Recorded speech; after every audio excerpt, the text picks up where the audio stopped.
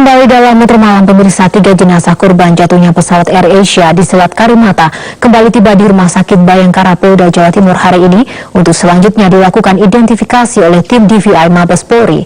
Dengan kedatangan tersebut, total jenazah yang sudah berada di Rumah Sakit Bayangkara berjumlah 37 jenazah. Ketiga jenazah terakhir yang diberangkatkan dari Pangkalan Bun, Kalimantan Tengah ini tiba sekitar pukul 18.30 waktu Indonesia Barat di Rumah Sakit Bayangkara Polda Jawa Timur. Ketiga jenazah yang baru tiba tersebut, 2 diantaranya berjenis kelamin laki-laki dan 1 perempuan. Selanjutnya ketiga jenazah langsung dibawa ke kamar jenazah RS Bayangkara untuk segera dilakukan identifikasi oleh tim DVI Mabes Polri. Ketiga jenazah ini ditemukan oleh kapal Jepang yang ikut melakukan pencarian jenazah di Selat Karimata, Kalimantan Tengah. Dengan kedatangan 3 jenazah ini, total jenazah korban pesawat AirAsia yang berada di RS Bayangkara Polda Jatim berjumlah 37 jenazah. 13 diantaranya telah berhasil diidentifikasi dan diserahkan ke pihak keluarga masing-masing.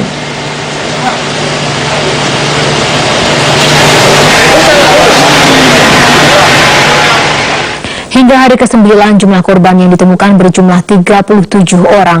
Selain jenazah, tim Basarnas dan unsur-unsur di dalamnya juga menemukan barang-barang yang menguatkan titik lokasi badan pesawat AirAsia.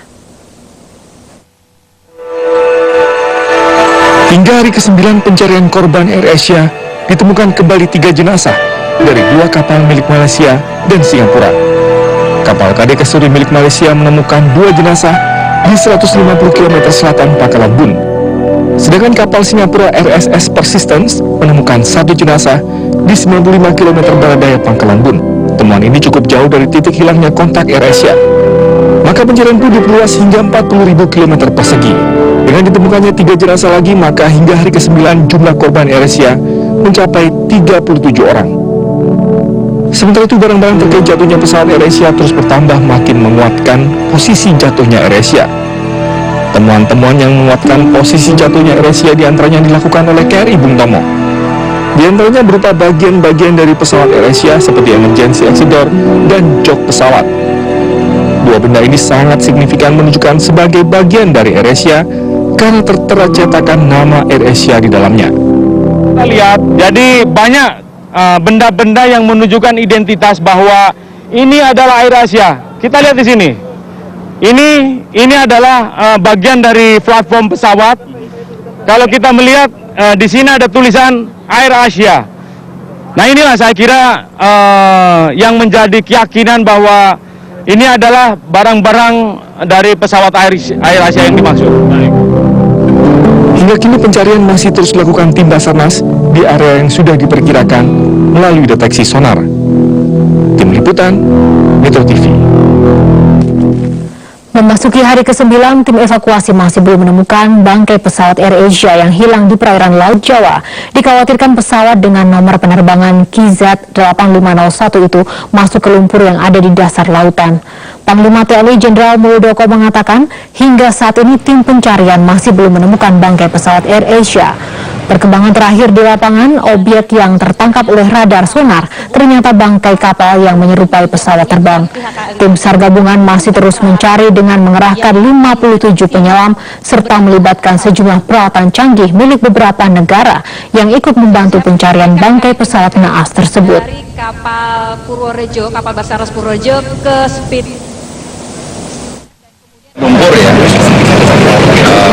sebagian besar lumpur. Jadi yang kita khawatirkan nanti kalau sebagian dari pesawat itu masuk di lumpur, ini agak sudah dikenal.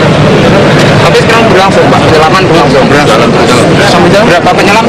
Ada 57 penyelam. Semuanya. Tragedi jatuhnya pesawat AirAsia nomor penerbangan KZ8501 di Selat Karimata menarik empati masyarakat dari berbagai wilayah. Mereka menggelar doa bersama untuk korban AirAsia KZ8501 itu. Doa bersama untuk korban AirAsia digelar oleh sejumlah siswa SMA Negeri 1 Pangkalan Bun, Kota Waringin Barat, Kalimantan Tengah. Doa bersama ini digelar pada saat pelaksanaan upacara bendera. Para siswa ini juga turut mendoakan tim pencari dan penyelamat serta semua pihak yang terlibat dalam proses evakuasi korban pesawat AirAsia.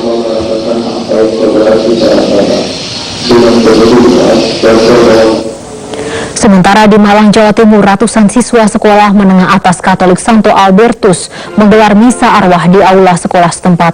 Selain doa bagi seluruh penumpang, mereka juga berdoa bahwa jenazah Cindy Clarissa Sucipto, rekan sekolah mereka yang juga menjadi salah satu penumpang Air Asia, segera ditemukan. Dan selain itu, pihak sekolah juga mencatat terdapat 8 alumni SMA Santo Albertus yang ikut menjadi korban jatuhnya pesawat Air Asia tersebut.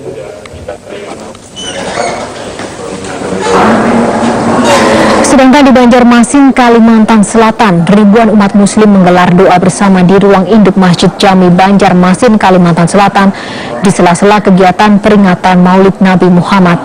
Selain doa bersama untuk para korban dan keluarga, juga ditujukan bagi kekuatan para anggota tim SAR serta kelancaran proses evakuasi yang masih terus berlangsung.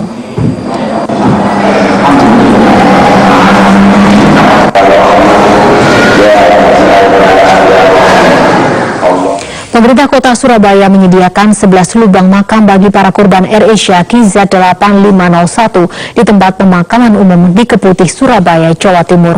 Namun lubang makam ini hanya diperuntukkan bagi korban warga asli Surabaya. 11 lubang makam yang sudah digali ini terdiri atas 5 lubang untuk makam korban AirAsia yang beragama Kristen, 3 lubang untuk yang beragama Islam, dan 3 lubang lainnya untuk yang beragama Buddha. 11 lubang makam ini berada di lahan seluas 100 meter persegi di kawasan Blok W dan Blok I Komplek Tempat Pemakaman Umum Keputih, Surabaya, Jawa Timur. Persiapan lahan makam ini sebagai bentuk kesiagaan yang dilakukan Pemkot Surabaya dalam melayani warganya yang menjadi korban pesawat AirAsia tujuan Surabaya, Singapura. Sesuai instruksi Wali Kota Surabaya Tri Risma hari ini, Pemkot Surabaya menggratiskan seluruh biaya yang ada untuk korban AirAsia yang dimakamkan di TPU Keputih ini.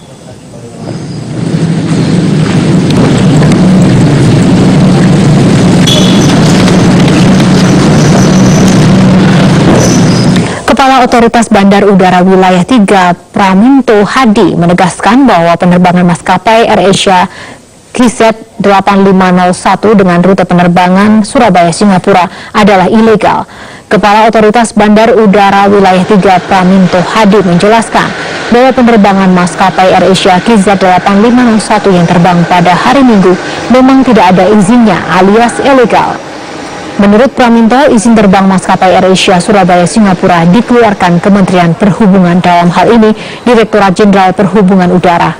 Berdasarkan Surat Dirjen Perhubungan Udara 24 Oktober 2014, izin penerbangan periode winter Surabaya-Singapura untuk maskapai AirAsia adalah pada hari Senin, Selasa, Kamis, dan Sabtu. Namun pada kenyataannya AirAsia dengan rute penerbangan Surabaya-Singapura juga beroperasi pada hari Minggu. Sekarang di online itu bahwa otoritas memberikan izin itu salah itu Pak. Jadi memang bentuk nggak ada izinnya AirAsia itu. Nah itu dari otoritas memang nggak ada izinnya. Hari ini benar-benar ilegal ya Pak ya AirAsia Pak. Kementerian Perhubungan meminta sejumlah petugas lapangan dari Angkasa Pura I dan Airnav untuk dipindah tugaskan setelah diketahui penerbangan AirAsia KZ8501 terbang dari Surabaya ke Singapura tanpa mengantongi izin dari Kementerian Perhubungan. PLT Direktur Jenderal Perhubungan Udara Kementerian Perhubungan Joko Muryatmojo mengatakan Kementerian Perhubungan terus melakukan penyelidikan terhadap maskapai AirAsia yang menerbangkan pesawatnya tanpa mengantungi izin. Joko menjelaskan bahwa keputusan untuk memindah tugaskan sejumlah petugas merupakan langkah awal untuk menuntaskan kasus ini. Dan untuk tahap awal ini, Bapak Menteri telah memberikan instruksi kepada PT Airnav Indonesia, kemudian juga kepada PT AP1 untuk mengambil langkah-langkah awal, yaitu memindahkan teman-teman operasional di lapangan yang terkait dengan kejadian ini. Dan sesuai dengan arahan pimpinan juga, kalau dari pihak Kementerian Perhubungan ada yang salah, nanti berdasarkan investigasi juga akan ditindak seperti hanya teman-teman dari Airnav maupun PT Angkasa Pura I mengambil tindakan kepada anggotanya. Joko menyebut Kementerian Perhubungan juga akan mengkaji semua izin dan rute penerbangan maskapai di seluruh Indonesia. Kementerian Perhubungan sebelumnya mengatakan bahwa pesawat AirAsia KZ8501 tidak mengantungi izin penerbangan dari Surabaya ke Singapura yang dilakukan pada hari Minggu.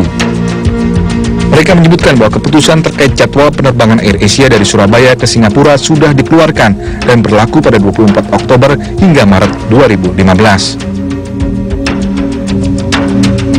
Pengamat penerbangan Alvin Lee punya penilaian tersendiri atas apa yang dilakukan Menteri Perhubungan dalam membenahi manajemen penerbangan di Indonesia. Permasalahan di sini saya lihat ada penyimpangan dari jadwal yang disetujui antara maskapai dengan ITSC ini dengan data yang ada di perhubungan. Tadi saya menyimak konferensi pers dari PLT Dirjen Perhubungan Udara, kan itu ada mismatch. Nah, kalau itu terjadi mismatch, sebetulnya ini menunjukkan adanya kelemahan dalam koordinasi intern Kementerian Perhubungan itu sendiri. Ini yang perlu untuk dilakukan pembenahan di sana. Saya kira kita fokus pada mencari apa yang kurang beres dan dilakukan pembenahan, itu jauh lebih penting daripada mencari siapa yang salah. Itu tidak akan selesai itu. Pihak AirAsia sendiri sebelumnya menolak berkomentar banyak soal pembekuan operasi mereka dalam melayani rute Surabaya-Singapura. Maskapai tersebut hanya mengatakan bahwa tanpa izin dari Kemenhub, pada saat itu mereka tidak mungkin bisa melakukan operasi penerbangannya. Tim Liputan Metro TV.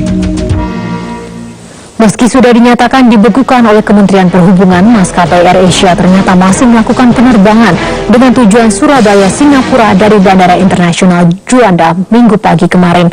Namun rute penerbangan AirAsia ini tidak langsung ke Singapura, melainkan harus transit terlebih dahulu di Bandara Soekarno-Hatta dan Kuala Lumpur. Minggu pagi kemarin, maskapai AirAsia masih menerbangkan pesawat dengan rute Surabaya-Singapura pukul 5.20 waktu Indonesia Barat. Penerbangan ini pun masih menggunakan nomor penerbangan KZ8501. Ini dilakukan demi melayani penumpang yang sudah terlanjur membeli tiket tujuan Surabaya-Singapura. Namun, dalam penerbangan ini dilakukan transit sebanyak 2 kali, yaitu di Bandara Internasional Soekarno-Hatta, Jakarta, dengan berganti pesawat, kemudian dilanjutkan kembali transit di Kuala Lumpur hingga menuju Singapura. Sebelumnya, sejumlah penumpang berniat meminta pengembalian uang atas tiket yang sudah dibeli. Namun, permintaan tersebut tidak dilayani oleh staf tiket AirAsia dan tetap akan dilakukan penerbangan dari Surabaya menuju Singapura dengan melakukan transit. Tapi via Kuala Lumpur itu.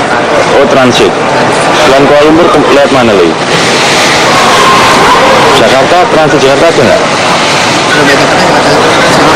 Tadi masih ada penerbangan yang ke Singapura itu ya, tadi jam. Kemarin sudah ada yang beli jam.